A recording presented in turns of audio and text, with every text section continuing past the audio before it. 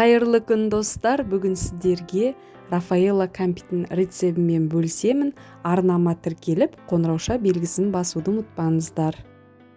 Бізге кокос ұнтағы, осындай хлебцы нанымыз, қойытылған сүт, одан кейін қабығынан ашылған миндаль керек болады. Ең алдымен хлебцеді блендердің немесе оқтаудың көмегімен ұндап аламыз.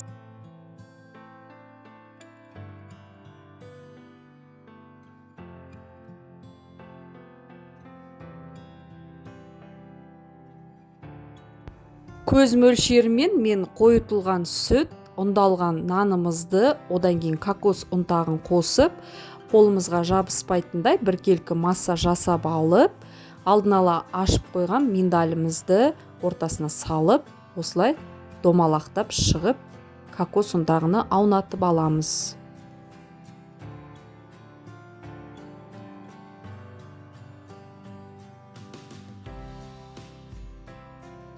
Бұл дайын болған кәмпиттерімізді тоңазытқышқа кемінде 2-3 сағатқа қойып қойсаңыздар болады. Одан кейін шаймен бірге ішсеңіздер болады.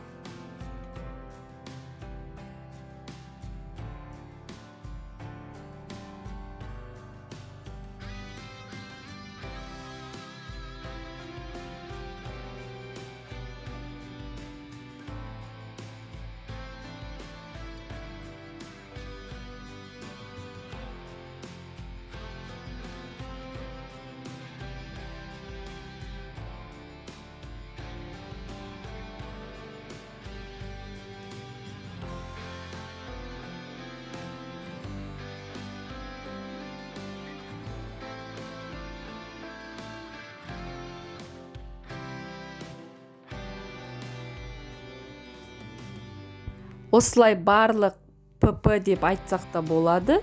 Рафаэлло кәмпиттерімізді жасап алып, тоңазытқышқа қойып қоямыз. Егер видеом ұнап жатса, астына пікір қалдырып, лайк басып, арнама тіркелуді ұмытпаңыздар.